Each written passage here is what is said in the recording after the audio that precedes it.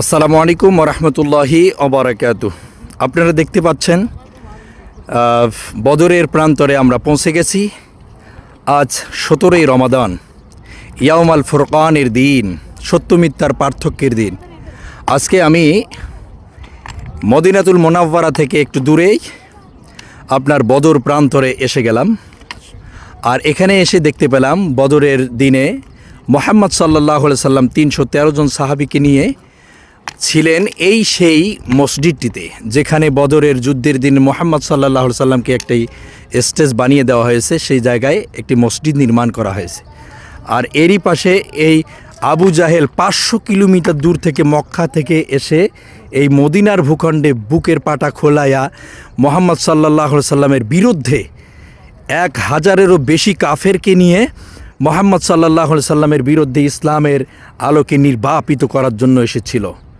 এই জাহান্নামের কীট আবু জাহেলকে মাআস এবং মুআস দুই ভাই মিলে তাদেরকে এই জায়গাটিতেই চির জাহান্নামে পাঠিয়ে দিয়েছে। এটি ছিল একটি কূপ। এই কূপের মধ্যে আবু জাহিল্লাকে ফেলাই দেওয়া হয়েছিল।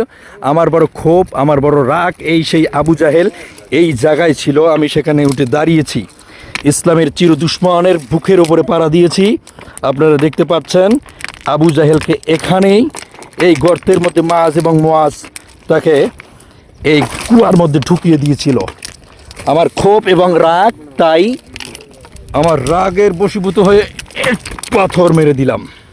এখানে সবাই সেই জায়গায় তাদের ক্ষোভ ও রাগ ছাড়ছেন বদরের প্রান্তরের মাঝখানের এই জায়গাটিতে। প্রিয় ভাইয়ের আমার, আপনারা দেখতে পাচ্ছেন সেই বদরের মাঠটি। আপনাদেরকে আমি এর পাশেই সেই পাহাড়ের উঁচু ভূমিগুলো এবং নিম্ন ভূমিগুলো দেখানোর চেষ্টা চালাচ্ছি। এই সেই জাহান্নামের কীট আবু জাহিল্লাকে এখানে টুকরা টুকরা করে মাআস এবং মুআস এই গর্তের মধ্যে ঢুকিয়ে দিয়েছিল।